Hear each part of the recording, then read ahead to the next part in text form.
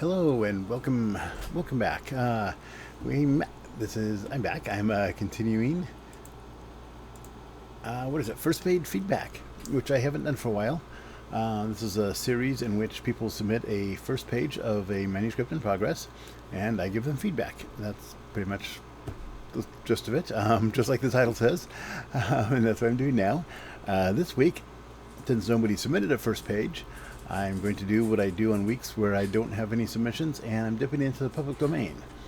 In this case, I'm going all the way back to 1897, and which is arguably one of the most, it is definitely one of the most famous pieces of vampire fiction. Not the first, it's not the last, definitely not the last.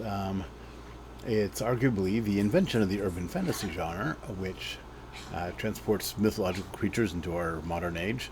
Except for, of course, the modern age at the time was 1897, since that's when it was written. This is, of course, Bram Stoker's Dracula I'm talking about. I guess I should have mentioned that part. But, yeah, so here's the first page of Bram Stoker's Dracula. I'll go ahead and read it, and then we'll get into some information about it. So let me switch over here, and without further ado, begin the actual story. Jonathan Harker's journal, kept in shorthand. 3 May, Bistritz. Left Munich at 8:35 p.m. on 1st May, arriving at Vienna early next morning. Should have arrived at 6:46, but train was an hour late. Budapest seems a wonderful place from the glimpse I got of it Budapest seems a wonderful place from the glimpse which I got of it from the train and the little I could walk through the streets. I feared to go very far from the station, as we had arrived late and would start as near the correct time as possible. The impression I had was that we were leaving the west and entering the east. The most western of splendid bridges over the Danube, which is here of notable width and depth, took us among traditions of Turkish rule. Excuse me, I spill my drink here. We left in pretty good time and came after nightfall to Klausenberg. Here I stopped for the night at the Hotel Royal. I had for dinner, or rather supper, a chicken done up in some way with red pepper, which was very good but thirsty. Get recipe for Mina. I asked the waiter, and he said it was called paprika Hendel, and that, as it was a national dish, I should be able to get it anywhere along the Carpathians. I found my smattering of German very useful here. Indeed, I don't know how I should be able to get on without it. Having had some time at my disposal when in London, I had visited the British Museum and made search among the books and maps in the library regarding Transylvania. It had struck me that some knowledge of the country could hardly fail to have some importance in dealing with the noblemen of that country. I find that the district he named is in the extreme east of the country, just on the borders of 3 states, Transylvania, Moldavia, and Bukovina, in the midst of the Carpathian Mountains, one of the wildest and least known portions of Europe. I was not able to light on any map or work giving the exact location of the Castle of Dracula, as there are no maps of this country as yet to compare with our old Ordnance Survey maps. But I found that Bistritz, the post town named by Count Dracula, is a fairly well-known place. I shall enter here some of my notes, as they may refresh my memory when I talk over my travels with Mina. And that's the first page of Dracula. That's how it begins. So let's talk about that a bit, right? So our main character, Jonathan Harker, that's the very first thing it says. This is his journal. So the story so far is in first person. Is in first person, directly from Jonathan Harker's point of view. So everything in here is what Jonathan Harker sees and believes and thinks and feels. So what's going on with him? Do we know what the problem is? Do we know what's the plot here, right? Let's pretend we don't all know about Dracula already and know the whole story. So just looking at this first page, all we know is that he's traveling for some reason to the east, outside of the known and familiar environs. But he doesn't seem either anxious or excited about it. So has he done this trip before? I don't think so, because he's mentioned things that are new to him and unusual and unexpected. But I kind of get the impression this is not his first foray into lands unknown.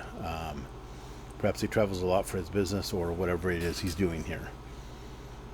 He's keeping notes as he goes. The notes are somewhat mundane. Kind of a travelogue. Mentions the train being an hour late. Mentions the entering the bridge from the west to the east, and the national dish that he had. So, what exactly are the traditions of Turkish rule that he mentions? That sounds like it could be interesting. He doesn't mention yet anything what those are, but it does raise the question, right? Uh, One thing of note was the dinner, or rather supper. So some things you can assume that your readers know. I mean, in 1897, this is probably one of them. That is, what is the difference between dinner or rather supper, right? To me, those two words are used pretty much interchangeably. I think that's true of most people, at least in the western United States. It may vary regionally,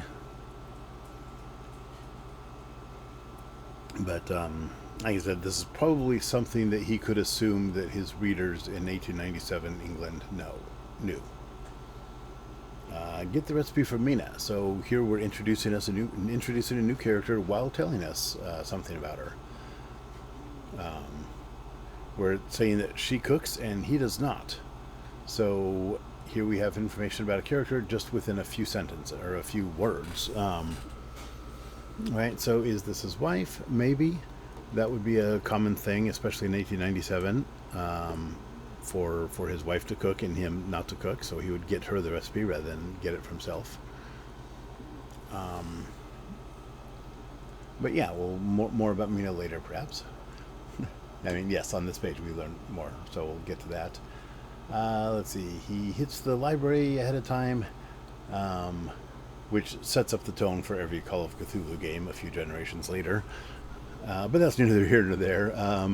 Really, it's kind of a clumsy excuse to showcase a bit of Stoker's research, given the Wikipedia summary of the region, basically. Not that he used Wikipedia, obviously, but he may have read that in the Encyclopedia Britannica. Pretty sure it existed then. It's been around for quite a while. But it's a little info dumpy, and I would not do that now. At the time, actually, even at the time, I would I would recommend finding a better way of introducing that kind of thing. I mean, obviously, I'm not going to give writing advice to Bram Stoker at this point, despite he being far more famous than me and dead. But to anybody else doing that, I would definitely not have that entire paragraph of, let's see, just information dump about where it is, it's the Carpathian Mountains, would not light, etc. Now, the lack of maps of the region is interesting. So that's something, especially in 130 something years later, where we talk about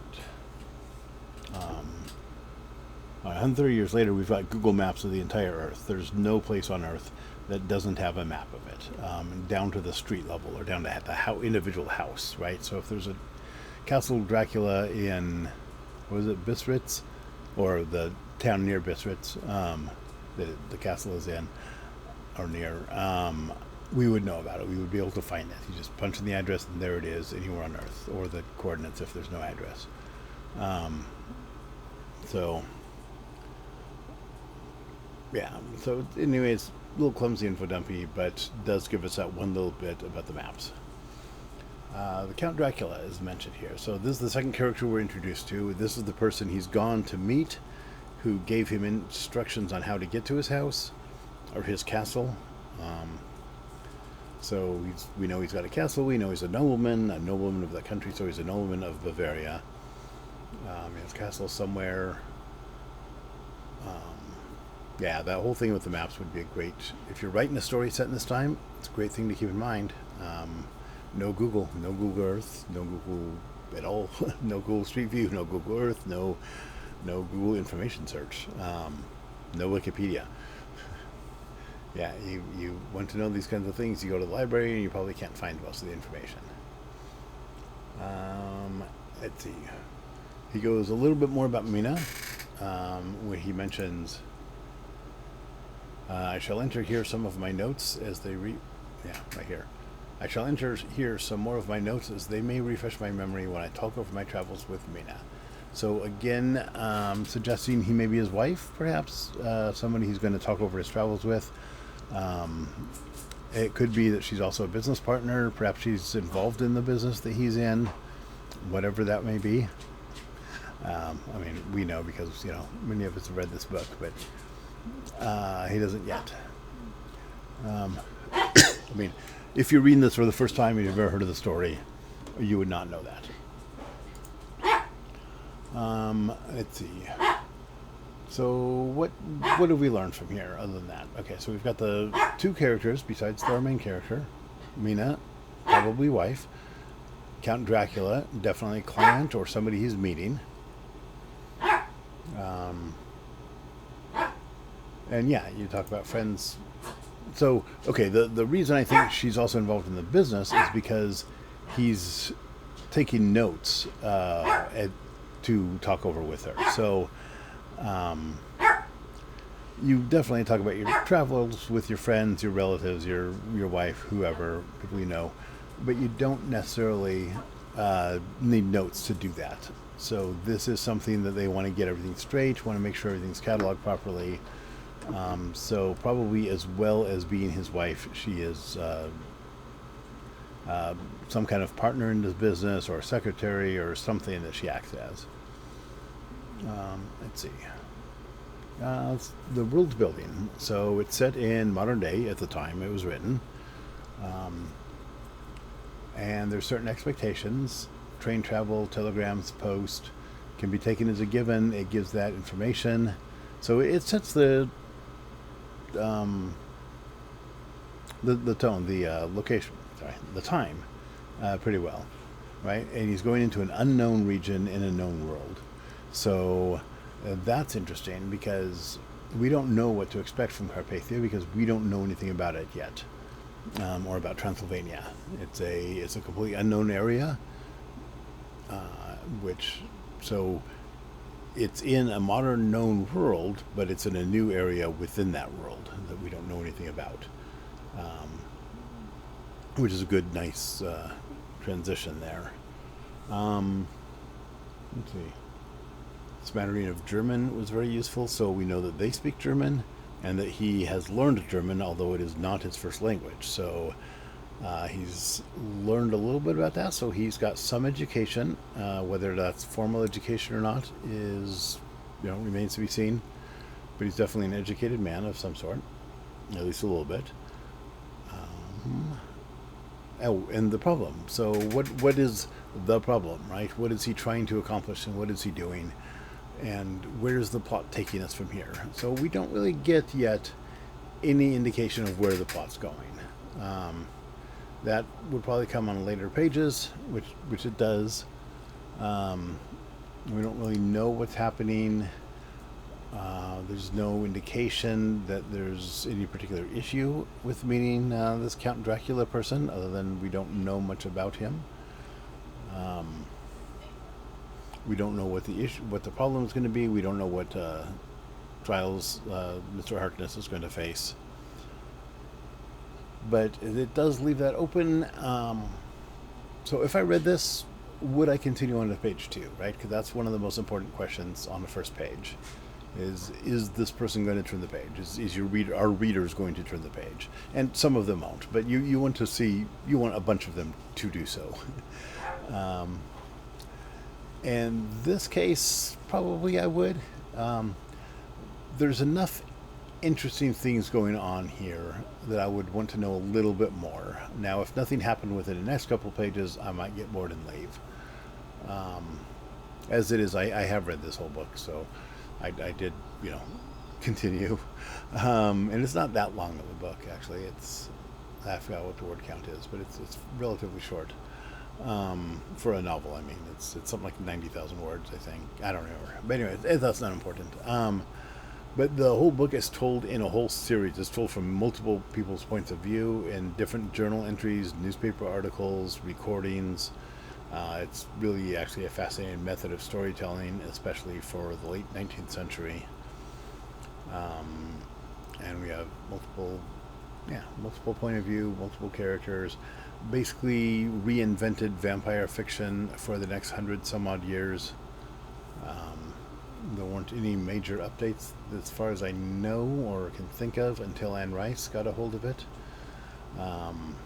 So it's a major piece of work, and very influential.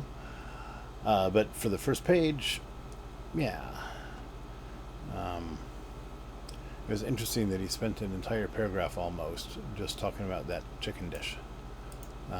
Dinner, rather supper, chicken done up with red pepper. But paprika handle, he even gives the name of it, just in case any of his readers want to look it up later. But yeah, so there we are. And I think that's about the end of it there. So thank you very much for joining us. And yeah, this one's a little rough, but we're back, and I will have another one next week. So thank you very much. Talk to you all later. See you all in chat.